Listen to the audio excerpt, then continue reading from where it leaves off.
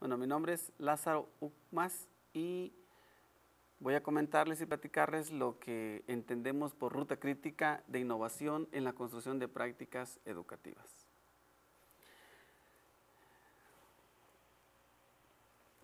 La pregunta que motiva todo esto, o esta parte de la ruta crítica es, ¿cuándo una innovación de la práctica docente permite construir prácticas educativas? O sea, la preocupación es finalmente poder construir prácticas educativas en nuestros alumnos de los posgrados y que al mismo tiempo sea una innovación. Pero básicamente es tener esa capacidad de construir prácticas que realmente eduquen a partir de la acción del maestro. Y bueno, esta idea nos llevó a construir este concepto de ruta crítica de innovación, con las siguientes consideraciones.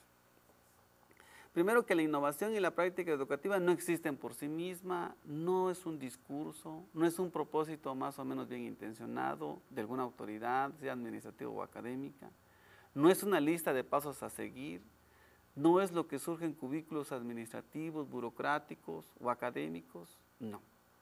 La innovación y la práctica educativa, creemos como varios, que debe ser vivida, contada y experienciada.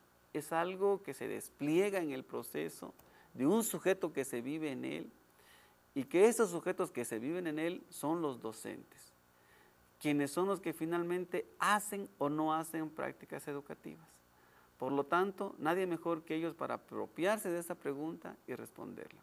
O, por otro lado, si queremos buscar prácticas educativas, tenemos que ir donde se deben hacer, donde se hacen, que es en los salones de clase. Una práctica docente, en general, podemos decir que se mejora en la medida en que desarrolla prácticas educativas. Si es capaz de evidenciar prácticas educativas, en esa medida podemos decir que esa docencia es cada vez mejor y que es de mayor calidad. Luego entonces tenemos que preguntarnos, ¿cómo construimos prácticas educativas? ¿O qué es lo educativo de una práctica docente? Entonces, nosotros igualmente regresamos y pensamos que hay que ir a las prácticas concretas, hay que reconstruirlas y deconstruirlas justo en el espacio donde se expresan. Y pensamos que en la medida en que demos a conocer las diferentes prácticas docentes que se verifican por los diferentes maestros, en esa medida podemos darnos cuenta en cuáles se verifican o no prácticas que realmente educan. Luego entonces, lo educativo no es en lo que cada uno crea o piense o desea, sino que lo educativo lo debemos de encontrar o lo debemos de buscar o lo debemos indagar y lo debemos dar a conocer en prácticas específicas, en prácticas que realmente se suceden en el aula, no en opiniones, en decires, en creencias, sino en prácticas que puedan darse a conocer en forma clara, observable y verificable por todos. Y creemos que esto es cuando tenemos que ir a las aulas para levantar registros, autorregistros de clase, porque ahí es donde podemos dar cuenta de eso. Y en la medida en que analicemos estas prácticas, podemos entonces construir lo que llamamos rutas críticas de innovación, que son, en otras palabras, un caminito verificable y observable por el docente y por los que lo quieran observar, de cómo los alumnos van mejorando y van obteniendo cada vez mejores logros. Por ello, podemos definir a la ruta crítica de innovación de la siguiente manera. La ruta crítica de innovación es un instrumento conceptual específico. Específico porque se refiere a un tema, a un contenido, a un concepto, que desmenuza las intenciones del docente. Es decir, las intenciones del docente se pueden concretar en esta ruta crítica, en este instrumento conceptual, y las hace operables, manejables, en un camino susceptible de monitorear, es decir, de darle seguimiento por el maestro, por otras personas, y en el cual se puede observar los niveles de logro que los alumnos van obteniendo a medida que pasa el tiempo y a medida que pasa la aplicación de esta ruta crítica de innovación, de este instrumento conceptual sobre ese tema específico. Si este instrumento, si esta ruta crítica de innovación se construye a partir de la práctica, del análisis de la práctica, y se regresa a la práctica para mejorarla, podemos entonces decir que este instrumento se convierte o puede generar prácticas educativas, entendiéndolas como prácticas que realmente educan. Entonces, les voy a relatar rápidamente un caso específico. Es una alumna que hace autorregistros. En sus autorregistros observa que los niños presentan situaciones de conteo, son niños de primer grado, que cuentan de diferentes formas. La alumna, la maestra, describe la forma en que los niños cuentan y se interesa por eso. Dice, quiero mejorar esto, quiero averiguar esto. Entonces pasa a una siguiente fase, que sería recuperar teóricos que hablen sobre las formas de conteo. Recupera a varios teóricos y esta recuperación teórica le permite a ella comparar lo que dicen diferentes autores, y al comparar lo que dicen diferentes autores, está en posibilidades de contrastar lo que dicen los autores con lo que dice sus rasgos que los niños presentan al contar, y construye un texto y un artículo donde problematiza esta cuestión. Y este es el texto que ella construye más o menos. Es más largo, pero esta es una muestra. El conteo en clase recupera lo que dice un autor, Lavinovich. Lavinovich distingue 3 niveles generales en la forma de contar, que le llama el conteo de rutina, el contar objetos y la atribución de significados numéricos. Y la maestra describe en qué consiste cada uno de acuerdo con Lavinovich. En su indagación se encuentra también con Barodi, que es un teórico que ha escrito sobre las formas de contar. Este señor Barodi encuentra que hay lo que llama técnicas de contar, que son 4, aquí están las 4 técnicas. La maestra lo enumera, lo comenta y luego lo describe. Después de que lo describe, lo compara con lo que dice otro autor que se llama Brissaud, que también ha escrito sobre las formas de conteo. Y después de que describe lo que dice cada autor, empieza a contrastarlo. Y por ejemplo aquí nos dice que Lavinovich coincide con Brissaud en tal o cual cosa acerca del conteo.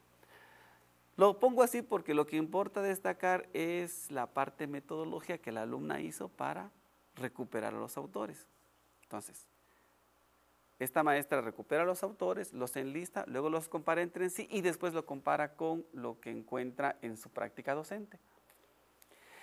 Y al compararlos encuentra que hay algunos rasgos de su práctica, de las formas de contar de los alumnos, que no están considerados por ninguno de estos autores. Y entonces ella, al ponerlos en diálogo, construye un nuevo instrumento donde integra lo que ve en sus registros con lo que dicen los autores, reformulando unos nuevos niveles de conteo en los alumnos de primer grado aplicables a su grupo. ¿Qué hace con esto la maestra? Enriquece lo que se ha dicho hasta ahora, pero lo enriquece por medio y a través de cosas que se verifican en su realidad.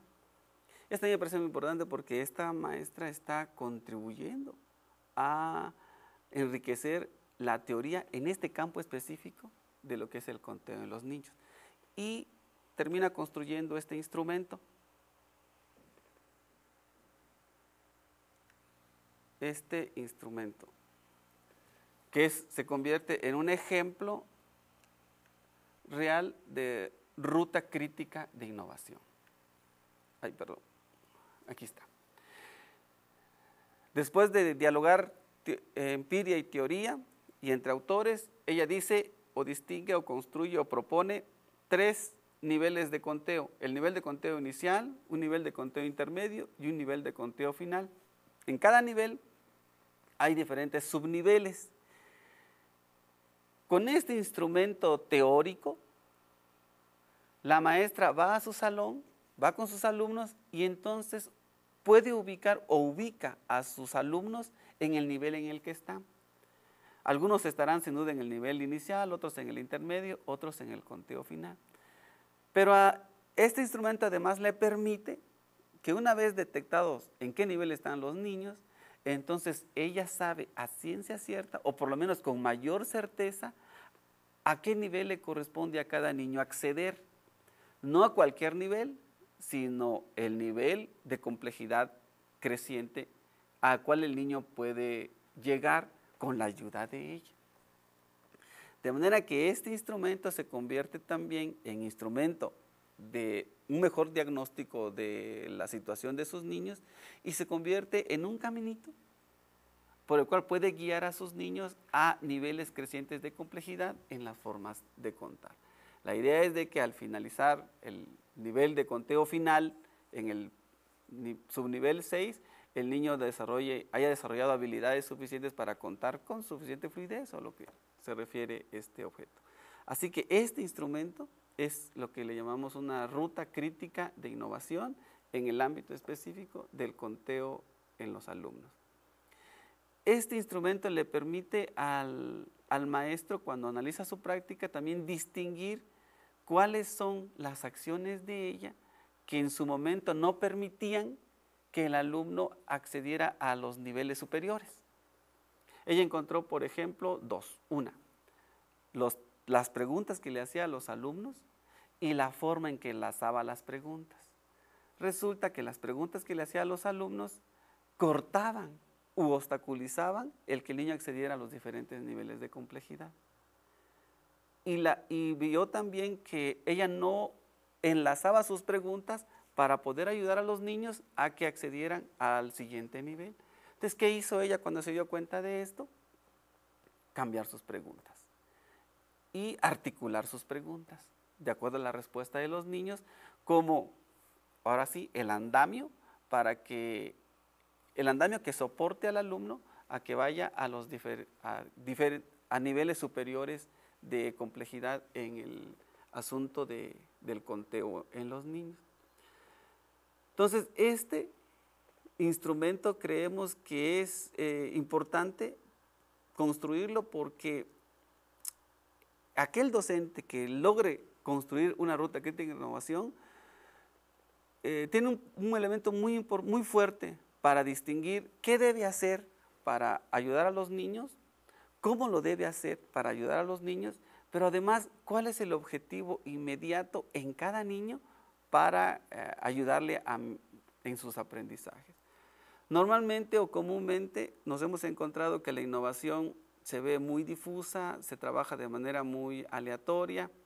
Los maestros, cuando quieren innovar, van a los salones y meten cosas nuevas, pero el objetivo por el cual meten las cosas nuevas a veces no está muy claro, está un poco difuso o está muy genérico, muy grande. Por ejemplo, el maestro quiere desarrollar la creatividad en los niños y introduce cosas nuevas en su salón para desarrollar la creatividad. Pero nosotros creemos que si no es capaz de traducir el concepto de creatividad en una ruta crítica, en niveles crecientes de complejidad, se le va a hacer más difícil concretar una práctica educativa y ayudar a sus niños a mejores niveles de logro, porque el objetivo está un poco difuso. Construir una ruta crítica sobre la creatividad, es decir, distinguir los niveles crecientes de dificultad en la construcción de la creatividad, le permitiría a él señalar o distinguir a sus alumnos en qué nivel están y a qué nivel, por decirlo de algún modo, le correspondería o podría acceder con un poco de ayuda. Y eso se puede hacer en cualquier otro tema, en la socialización, en los procesos cognitivos, en la enseñanza de las fracciones, en la enseñanza de diferentes aspectos de la historia, en un concepto específico como puede ser la adaptación de ciencias naturales, en fin. Creo que importa, la propuesta es que los docentes sean capaces de construir rutas críticas sobre los objetos específicos para tener mayor claridad acerca del caminito que transcurren sus alumnos y ayudarlos y poderlos ayudar mejor. Desde luego, una acotación, hay que señalar que estas rutas críticas no deben ser inflexibles, cerradas, fijas, siempre deben estar sujetas a revisión porque recordemos que cada salón, cada aula, cada grupo, cada escuela está inmersa en un contexto específico y las vivencias y condiciones son diferentes y siempre hay variantes, siempre hay matices que hay que considerar y tomar en cuenta para poder lograr una mayor efectividad.